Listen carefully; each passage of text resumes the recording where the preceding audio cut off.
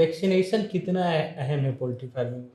Vaccination से ज़्यादा अहम मेरे ख्याल से कुछ भी नहीं है, क्योंकि ब्रॉयलर में, लेयर में, ब्रीडर में, सभी में अपनी बीमारियां एज के हिसाब से तय है कि ये बीमारी लगभग इस टाइम जोन में आएगी और इस टाइम जोन में नहीं आएगी।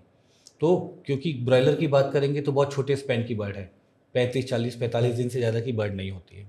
तो इस बर्ड में चुनिंदा 2-3 बीमारियां हैं।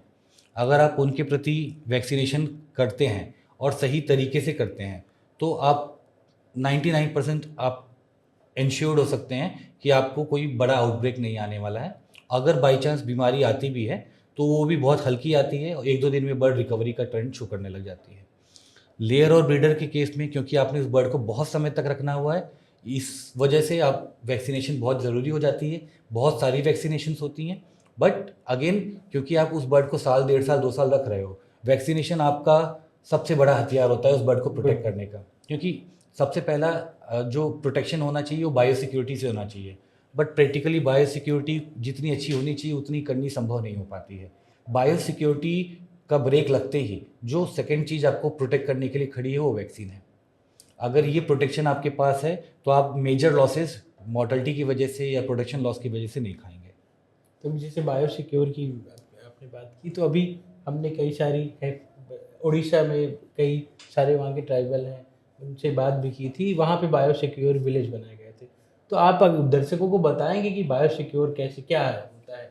बायोसिक्योरिटी अपने आप में इतना बड़ा आस्पेक्ट है कि वो छोटी डिस्कशंस के पहलू में नहीं है, बट बायोसिक्योरिटी का मतलब ये होता है कि इन्फेक्शियस एजेंट्स जो हैं, बैक्टीरिया हैं, वायरसेस हैं, इनसे अपनी बर्ड को कैसे बचाया जाए। तो उसके लिए आपने देखना ये होगा कि ये बीमारियां जो हैं एक्चुअल में हवा से फैलने की प्रोबेबिलिटी बहुत कम होती है।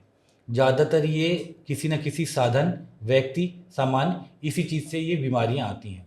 आपने किसी तरीके से ये सुनिश्चित करना है कि किसी व्यक्ति से, किसी वाहन से, किसी सामान से, किसी के जूते से ये आपके फार्म में वो कोई बंदा इन्फेक्शन दे करके ना जाए। अगर वो इन्फेक्शन वहाँ पे आपके फार्म पे प्रेजेंट नहीं है, कहीं से आ नहीं रहा, तो बीमारी आपके फार्म में जो प्रेजेंट है उतना ही है। आप अगर अपना हर बार शेड अच्छे से साफ़ करते हैं तो आपके फार्म में कोई बीमारी नहीं है, ठीक है ना। आप शेड साफ़ कर रहे हैं, आप गैप दे रहे हैं, तो आपके फार्म में कोई बीमारी नहीं है।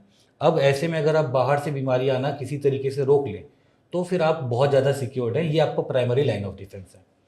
ये डिफेंस टूटने के बाद तब आपका सेकेंडरी लाइन ऑफ डिफेंस वो वैक्सीनेशन होगा।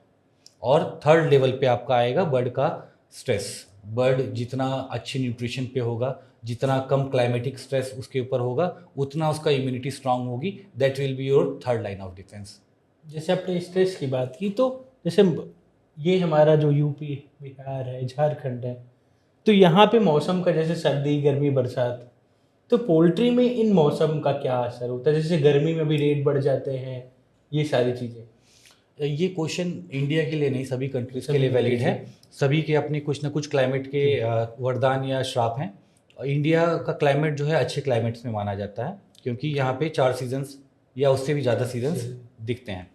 तो इसमें 2 बार गुलाबी सर्दियाँ आती हैं, ठीक है ना। जब भी मौसम ट्रांजिशन में होता है, वो फेज़ में पोल्ट्री इतना ज़्यादा अच्छा ग्रोथ करती है कि हम लोग को भी कभी कभी यकीन नहीं होता है। लेकिन आपके 2 एक्सट्रीम सीजन्स भी आते हैं, जो आपका एक ठंडी का एक्सट्रीम आता है दिसंबर जनवरी के आसपास, और एक आपका जो गर्मी का एक्सट्रीम आता है वो कितना लंबा चले जाए आपको पता नहीं होता है।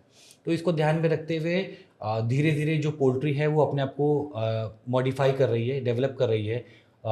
ईसी शेड्स भी बनने लगे हैं, सेमी ईसी शेड्स भी बनने लगे हैं, और ना भी हो तो कम से कम पंखे की व्यवस्था, हीट जनरेट करने की व्यवस्था, फार्म के अंदर वाटर स्प्रे करने की व्यवस्था, ये धीरे धीरे फार्मर करते जा रहा है, जो कि आसानी से कॉस्ट में आ जाता है। मतलब गर्मी है, आपने छत के ऊपर स्प्रिंकलर लगा लिया, 60 रुपये का कॉस्ट है एक पीस का।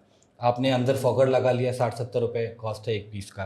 तो आप बहुत कम खर्चे में एक्चुअल में अंदर वो क्लाइमेट दे सकते हो जो बर्ड को चाहिए। बर्ड को तो चाहिए 25 से 27 डिग्री सेल्सियस टेम्परेचर, वो आपको खाली गुलाबी मौसम में मिल सकता है। बाकी मौसम में आप वो मौसम उसको दे सकते हैं। बर्ड को बाहर क्या चल रहा है उससे कोई मतलब नहीं है, उसके शेड के अंदर उसको टेम्परेचर जोन में जितना वो कंफर्टेबल रहेगा उतना आपका परफॉर्मेंस अच्छा रहेगा।